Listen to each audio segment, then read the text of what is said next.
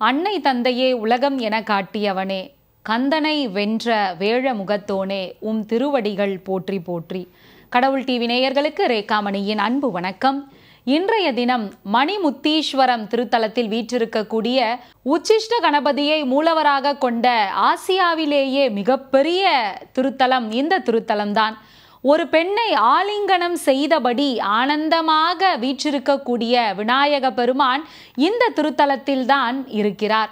இந்த திருத்தலத்தில் இருக்கக்கூடிய விநாயகரை வணங்குகின்ற பொழுது வாழ்க்கையில் ஆனந்தம் என்றும் நிலை பெறும்.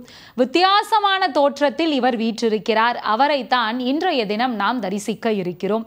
சித்திரை மாதத்தில் முதல் 3 நாட்கள் சூரியனினுடைய ஒளியானது நேரடியாக இந்த திருத்தலத்தில் இருக்கக்கூடிய கணபதியின் மீது விழுகின்ற பொழுது, அந்த சூழலில் நாம் அவரை தரிசனம் செய்கின்ற பொழுது நமக்கு எல்லா நற்பெயர்களும் கிட்டும். அதை பற்றி தான் இன்று நாம் தெரிந்து கொள்ள இருக்கிறோம்.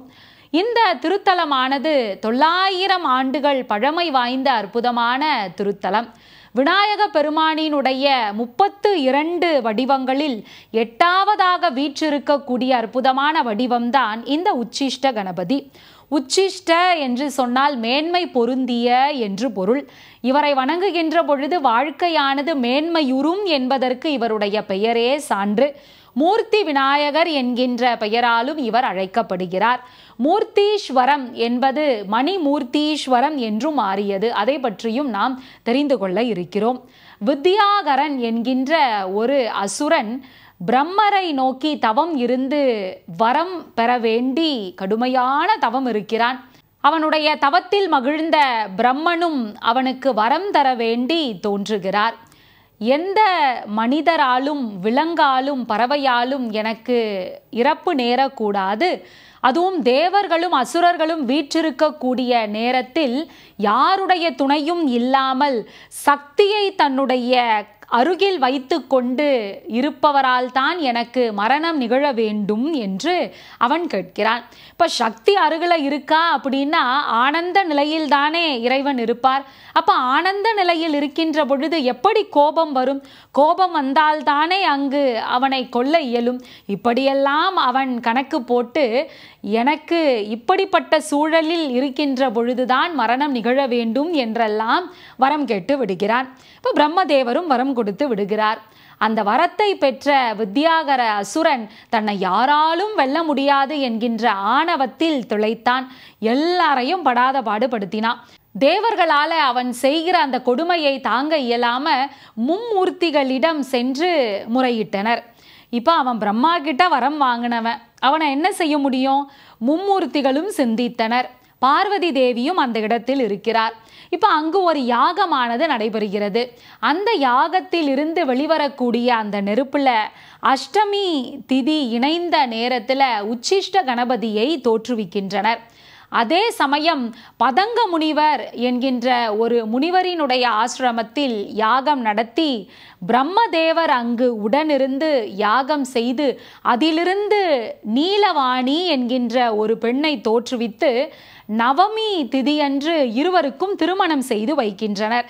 உச்சிஷ்ட கணபதிக்கும் ஸ்ரீ நீலவாணிக்கும். இப்போ இருவருக்கும் திருமணம் நடைபெற்று விடுகிறது. இப்போ அந்த சூழல்ல இந்த வித்யாகரன் அந்த இடத்திற்கு வருகிறான். அவனை போர் புரிய அழைக்கிறார் உச்சிஷ்ட கணபதி. இப்போ அங்கே எல்லாம் தேவர்கள் அசுரர்கள் எல்லாம் அந்த இடத்துல கூடி இருக்கிறார்கள். நீலவாணியை தன்னுடைய தொடையில் அமர்த்தி இறுக பிடித்து கொண்ட ஒரு நிலையில் கணபதி அங்கு வீற்றிருக்கிறார். அந்த நேரம் சூரிய பகவானினுடைய துணையால அவனை அழிப்பதற்கு நினைக்கிறார் உச்சிஷ்ட கணபதி. இப்போ சூரிய பகவானினுடைய வெப்பமானது இன்னும் அதிகரித்து கொண்டே செல்கிறது. அந்த வெம்மையை அங்கிருக்கின்ற யாராலும் தாங்க இயலவில்லை. அதுவும் வித்யாகரன் கேட்கவா வேண்டும்?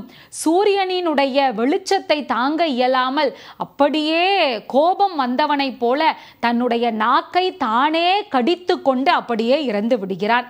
இப்போ அவன் கேட்டது அதுதானே, யாராலையும் இறப்பு நேரக்கூடாது, தேவர்கள் அசுரர்கள் குழுமி இருக்கணும், யாருடைய துணையும் இல்லாமல் சக்தியை தன்னுடைய அருகில் வைத்து கொண்டு ஆனந்த நிலையில் இருப்பவரால் தான் எனக்கு இறப்பு நேர வேண்டும் அப்படின்னு வரம் வாங்கினான் இல்லையா, அவன் கேட்ட வரத்தை போலவே அவனுக்கு அந்த இறப்பும் நிகழ்ந்து விட்டது. இப்போ சூரிய பகவானினுடைய துணையால அந்த வெம்மையை தாங்க இயலாமல் தன்னைத்தானே அவன் மாய்த்து கொள்கிறான். இப்போ அவன் இறந்த பிறகு எல்லாருக்கும் மகிழ்ச்சியாக தானே இருக்கும். தேவர்கள் எல்லாம் கணபதிக்கு நன்றி சொல்ல சூரிய பகவானின் துணையுடன் தானே கணபதி அவனை வென்றார். சூரிய பகவானுக்கு நன்றி சொல்கிறார் கணபதி. இப்போ வித்யாகரன் இறந்ததும் முனிவர்களுக்கும் தேவர்களுக்கும் ரொம்ப மகிழ்ச்சி. அதே நிலையில் நீலவாணியை தன்னுடன் வைத்திருக்கின்ற அதே ஆனந்த நிலையில் தாமிரபரணி நதிக்கரையில் எழுந்தருளி அனைவருக்கும் அருள் பாலிக்க வேண்டும் என முனிவர்கள் கேட்டுக்கொண்டதற்கு இணங்க கணபதி சூரிய பகவானினுடைய தேரில் ஏறி தாமிரபரணி நதிக்கரையை அடைகிறார். அங்கு அவர்களை இறக்கிவிட்ட சூரிய பகவான் ஒவ்வொரு வருடமும் சித்திரை மாதம் முதல் நாள் தங்களை வணங்க வருவதாகவும், என்னுடைய ஒளியானது நேரடியாக தங்கள் மீது படுகின்ற அந்த சமயம் தங்களை வணங்குகின்ற பக்தர்களுக்கெல்லாம் நற்பேற்றினை தாங்கள் தர வேண்டும் என்றும் சூரிய பகவான் கேட்டுக்கொள்கிறார். கணபதியும் அதனை ஏற்றுக்கொள்கிறார். அதனால் ஒவ்வொரு வருடமும் சித்திரை மாதம் முதல் 3 நாட்கள் சூரிய பகவானினுடைய ஒளியானது நேரடியாக கணபதியின் மீது விழுகின்ற அந்த நிலையில் அவரை நாம் வணங்குகின்ற பொழுது சூரிய பகவான் கேட்டுக்கொண்டதற்கு இணங்க நம்முடைய வாழ்க்கையானது சுபிட்சம் பெறும். இப்போ நெல்லையப்பர் திருக்கோவில்ல எல்லா பூசைகளும் நிறைவு பெற்ற பிறகு மணி ஓசையானது எழும்பும். அந்த ஓசையை கேட்ட பிறகு இங்கு மூர்த்தீஸ்வரத்தில் இருக்கக்கூடிய மணியானது ஒலிக்கும் உச்சிஷ்ட கணபதிக்கு. அதனால் மூர்த்தீஸ்வரம் என்கின்ற இந்த திருத்தலமானது மணிமூர்த்தீஸ்வரம் என்று பெயர் பெற்று மாறியது. இப்போ மற்றொரு கதையும் உண்டு. தாமிரபரணி நதிக்கரையில் பூக்கள் நிறைந்த 7 கலசங்கள் மிதந்து வந்த நேரம் உச்சிஷ்ட கணபதி திருத்தலத்திற்கு அருகில் வந்த பொழுது அந்த கலசமானது அப்படியே கீழே சிந்தி அதில் இருக்கின்ற பூக்கள் எல்லாம் கீழே விழ சிந்து பூந்துருத்தி என்கின்ற ஒரு பெயரானது அந்த திருத்தலத்திற்கு ஏற்பட்டது. அதனால் இது மணிமூர்த்தீஸ்வரம் என்கின்ற பெயரால் அழைக்கப்படுகிறது. மூர்த்தி விநாயகர் என்று கூட இந்த விநாயகருக்கு பெயர் உண்டு. ஒவ்வொரு வருடமும் ஏராளமான திருவிழாக்கள் இந்த திருத்தலத்திலே நடைபெறுகின்றன. குறிப்பாக விநாயகர் சதுர்த்தி 10 நாட்கள் திருவிழாவாக பிரம்மாண்டமாக இங்கு நடைபெறுகிறது. இறைவனை வேண்டி அவருக்கு 1008 தேங்காய்களால் ஆன மாலைகளை சாற்றி வழிபடுகின்ற பொழுது வாழ்க்கையில் நமக்கு எல்லா பேர்களும் கிட்டும் என பக்தர்களினுடைய ஐதீகமாக அது இருக்கிறது. இப்போ இந்த திருத்தலத்திற்கு வந்து உச்சிஷ்ட கணபதியை வழிபடுகின்ற பொழுது திருமண தடை நீங்கி விரைவில் அவர்களுக்கு திருமணம் நடைபெறும். திருமண தடை நீங்க வேண்டி தேங்காய் மாலையானது உச்சிஷ்ட கணபதிக்கு அளிக்கப்படுகிறது. குழந்தை பேறு வேண்டி வணங்குகின்ற பக்தர்கள் சர்க்கரை பொங்கலை இங்கு நைவேத்தியமாக செய்து படைத்து வேண்டிக் கொள்ள அவர்களுக்கு விரைவில் குழந்தை பாக்கியமானது கிடைக்கும். செல்வ வளம் பெருக வேண்டி வணங்கக்கூடிய பக்தர்கள் கொழுக்கட்டையை பிரசாதமாக இங்கு படைக்கின்றனர். விரைவில் திருமணம் நடக்க வேண்டியும் வேலை வாய்ப்பு கல்வி கேள்விகளில் சிறக்க வேண்டியும் கரும்பு சாற்றினை இங்கு நைவேத்தியமாக படைக்கிறார்கள். இப்படி ஒவ்வொரு வேண்டுதலையும் உச்சிஷ்ட கணபதியின் முன்பு வைத்து ஒவ்வொரு நைவேத்தியத்தை பாரம்பரியமாக செய்து இங்கு படைத்து இறைவனினுடைய அருள் முழுமையாக கிடைக்கும் என்ற நம்பிக்கையில் ஒவ்வொரு நாளும் பக்தர்கள் இங்கு திரளாக வந்து உச்சிஷ்ட கணபதியை வணங்குகின்றனர். 900 ஆண்டுகள் பழமை பெற்ற இந்த திருத்தலத்தில் ஸ்ரீ நீலவாணியை ஆலிங்கனம் செய்தபடி அமைந்திருக்கின்ற இந்த வித்தியாசமான திருத்தலத்தில் இருக்கக்கூடிய விநாயக பெருமானை வணங்குகின்ற பொழுது தீராத நோய்கள் கூட தீரும்.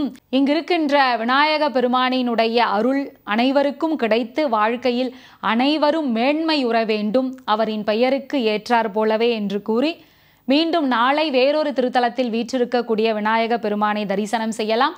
அதுவரைக்கும் உங்களிடமிருந்து விடைபெறுவது ரேகாமணி. நன்றி, வணக்கம்.